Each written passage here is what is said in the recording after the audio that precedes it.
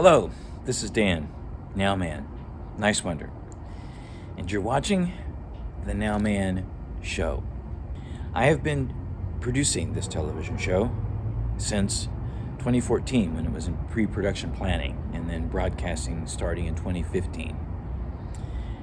So I'm now into the 8th season. But not just the television show, also my music over the years, a couple of albums, many live shows, original music and variety shows and things of that nature. And even my activist work over the years. It's all been about building and supporting community and celebrating life. And it continues to be. Even in this television show, a lot of the content has been about cultural and economic transition, for example. This is an important thing to be discussing as we go forward together. And in the last few years, couple of years, call it what it is, the COVID pandemic era, there has been a lot of marginalization of certain voices, censoring what I would consider many reasonable voices. And I think that that's morally wrong. I just have to say that.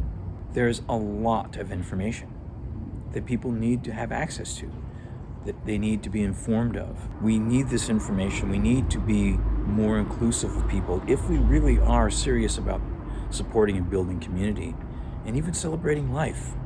And I want to continue to do that. And I want to hear from you also about what kind of content that you want to see on this show and on any podcast that I would do. You can send me an email to the nowmanshow2017@gmail.com. I'd love to hear from you. It's very important that we understand decisions that we make going forward, especially when we're responsible for others, such as children, that we make the right decisions.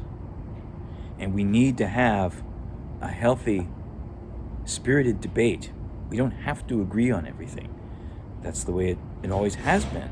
From my experience, we can agree to disagree. We can have healthy, robust debates and conversations. And even, let's say, if you think somebody is making an unreasonable proposal, let's say, you can always find ways with facts to debunk it, instead of just marginalizing someone and censoring them. This episode, I'm going to focus on celebrating life, some content from 2021 and more.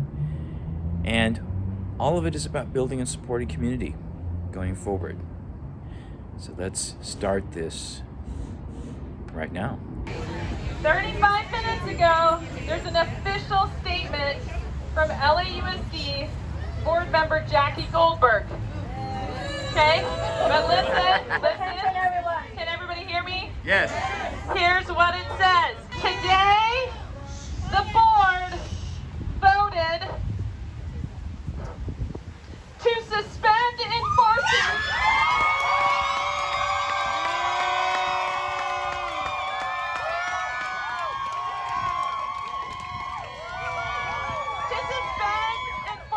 LAUSD vaccination mandate.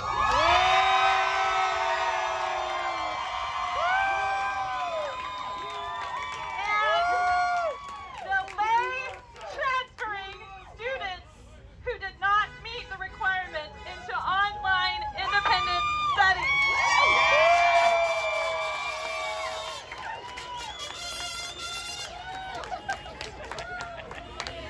You guys!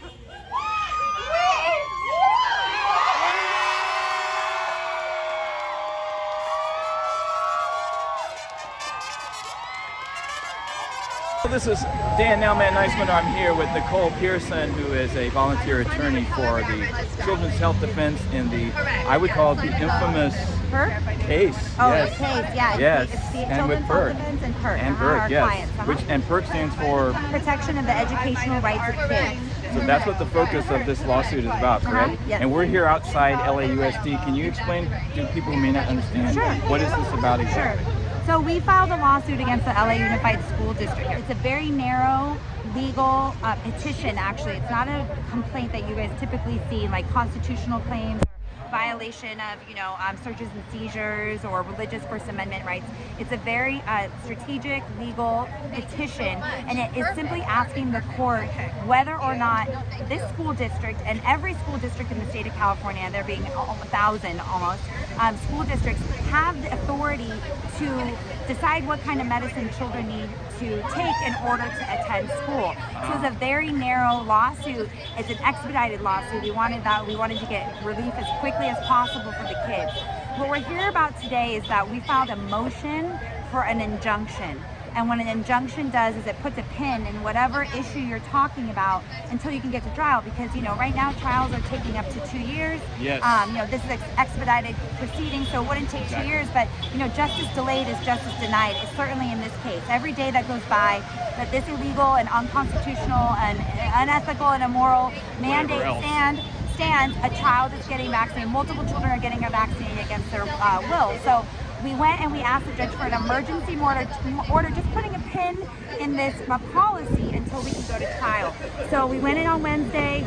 He actually initially was going to deny our motion, but after co-counsel, or my partner Jessica and I argued for about an hour and a half with the other attorneys, he said, I need to think about this a little bit longer. So he took his ruling back, his 14-page decision, and said, I have to think about this. I'm going to take it under submission. So we're still waiting for the final ruling. And he realizes this is a historical thing. This is a really big deal. So I will say two things. This motion is just a relief, right? It's a temporary relief while we go to trial.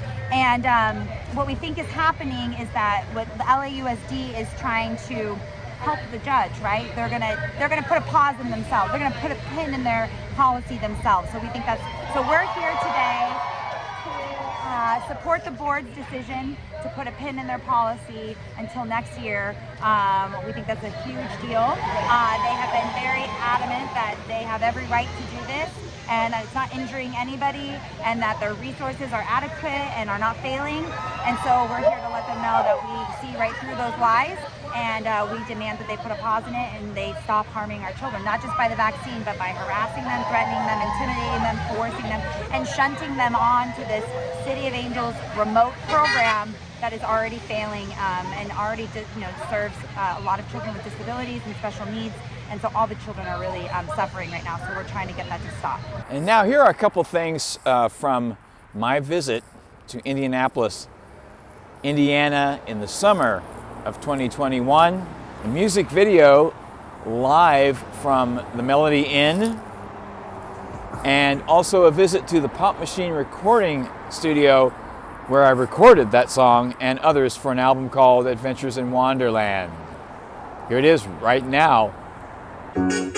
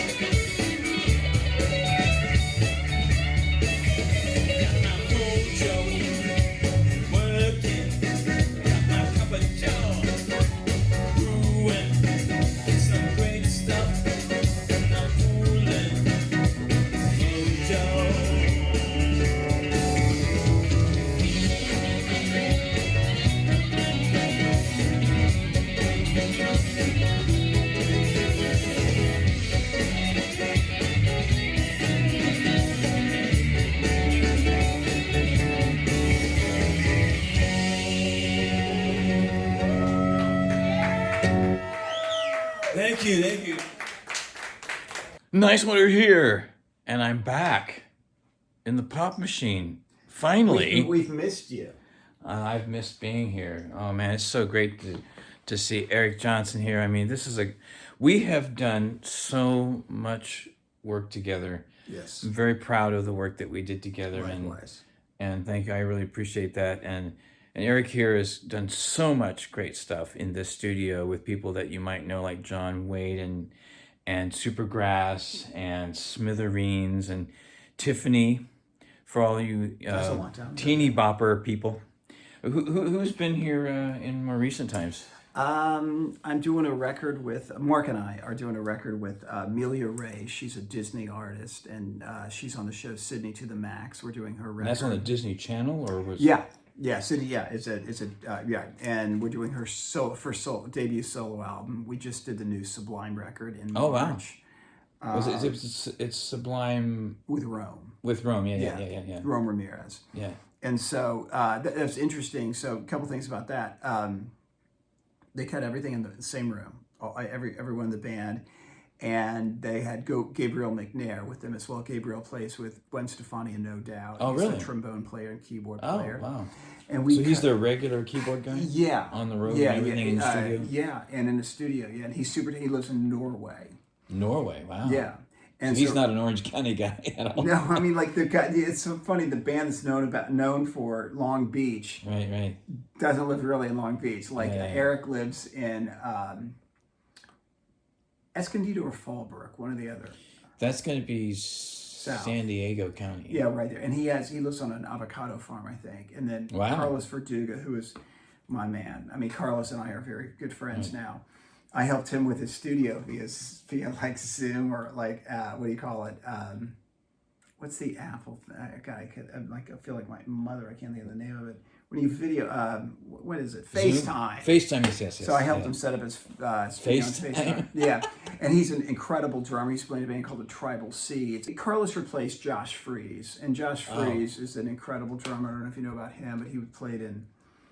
Gosh, his first band was Vandals, but then he played. And then he became like the biggest session guy in Hollywood with like Matt Chamberlain and Kenny. So So he's played with, his favorite two favorite bands growing up were the Replacements and Devo, and he plays in both Devo and Replacements.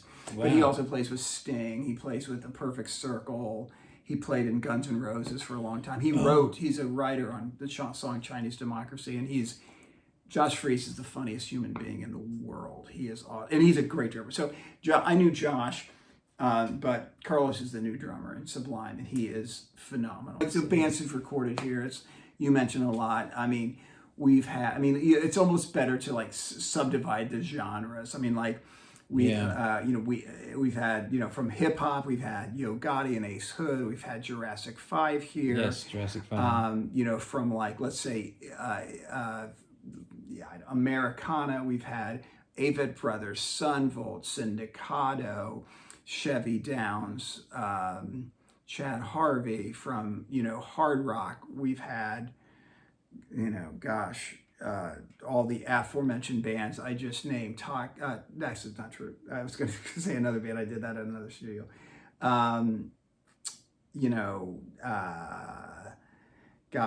Kenny Aronoff's done such. Kenny's done a lot of stuff here. Kenny, for those of you who may not know, Kenny Aronoff is the original drummer of the John Mellencamp band. All those big hits in the '80s, Small Town and Rock in the USA and all of that, and Jack and Diane.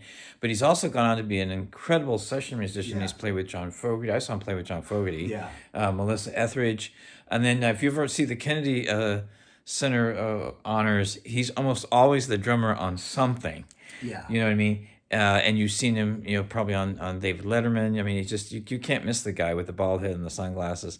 John, that's Kenny Aronoff, but that's who that is. And he's done a lot of sessions in this room back here. That's right. I saw him do one of those sessions, and I did my second album in here, Adventures in Wonderland, which is songs like Read a Book and Everyone and Funky Space was not done here, but that was done in another studio. But Primrose, which I passed Primrose on the way here. Yeah, right. I knew. Yeah. It's been a while.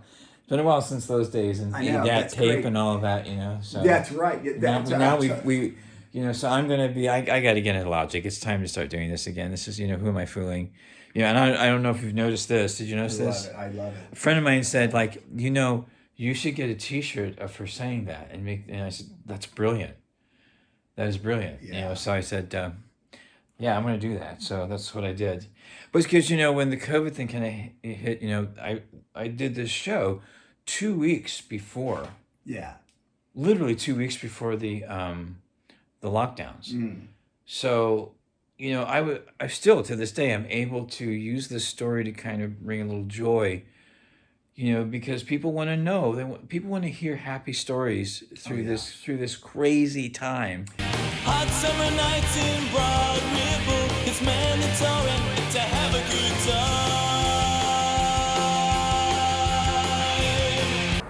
The celebration continues with what I'm thankful for from A to Z. What are you thankful for? Starting with A. A is for art. Adventures in Wonderland. B is for Beatles. Books. C is for community, compassion, caring, and comedy. He said a line which really has given me comfort and pause, but it really, really works. He used to say, when you're born, you get a ticket to the freak show. Yeah. When you're born in America, you get a front row seat. D is for David Bowie and donuts. E is for enlightenment, exercise, and extraterrestrials. F for family and friends, flowers, fork in the road. G is for gardening and gratitude. Gabriel, as in Peter Gabriel, in your eyes. H is for happiness, humor, and hummus. Hollywood. I is for intuition and intelligence. Indigenous. J is for Jimi Hendrix. What's the buzz? Tell me what's happening. What's the buzz? Tell me what's happening. K is for King Crimson, Kale, and Kissy. L is for love, of course. And if for some reason we don't agree, I still must love you and you still must love me. We may not seem to get along, but love is the reason for this song, and I've got to love you this way. But also Labyrinth. M for music. Marimba is not to be confused with xylophones.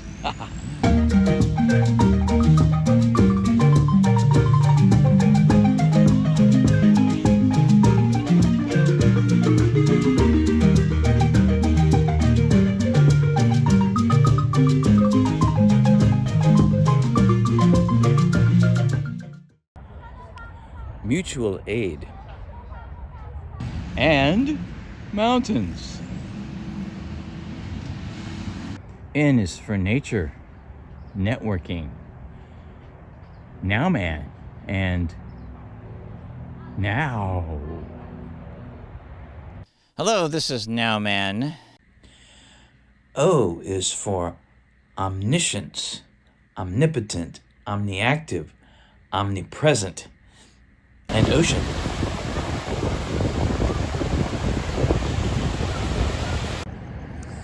P for plants, plant-based diet. Pink Floyd, philosophy, peace.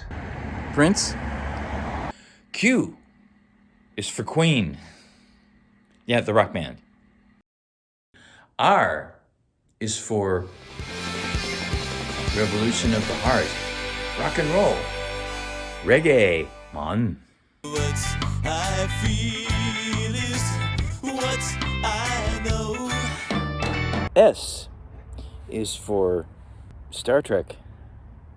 Sociocracy. Surfing. Spontaneity. S for squirrel. T is for trains. Tesla. The universe according to Nowman. The Nowman Show, and I'm here with Mike Garson, who is a keyboardist, pianist, composer, and he is also known as a collaborator and sideman with numerous artists. In this particular episode, we're going to focus on David Bowie. U is for the universe. Universal law. V is for vitamins and vitality. W is for worker-owned cooperatives, making all the most important decisions together. Wish trees for Pasadena. And wisdom. X is for xylophones, not to be confused with marimbas. Y is for yes. Yerba mate tea and Yoko Ono. Z is for Zappa and Zoo. Some examples of what I am truly thankful for, and I'm thankful for you. That's right, you. So stay present in the moment and be happy. In the first part of October, and I was on my laptop, and I saw this meme. It was an aerial shot of Wall Street, and it said, according to the media, nothing is happening here, just move on. Bill Clinton signed off on the Financial Service Modernization Act, the Commodity Futures Modernization Act, that made all these financial swindles legal. Like derivatives? All the collateralized debt obligations, credit default swaps, all of that was made legal in a bipartisan, Republican-led Senate working with the Democrat Bill Clinton. Such diversity of people. I mean, there was social justice warriors. There were people that were talking about economic justice, environmental justice. There were all sorts of religious groups and sexual orientations, and it was not just Democrat and Republican. There were other parties there. Other philosophies. I'm here at the Occupy LA today, talking to some people, sharing some ideas, and it's good seeing people come out and support and just kind of bring that sense of community back. Because remember that we are all atoms that vibrate at the very core of who we are as human beings. I saw the same thing in New York, Occupy Boston as well as Occupy LA. The focus is on corporate greed. It talks about individual liberty, it talks about social justice, it talks about democratic accountability, especially the 1% who own 40% of the wealth.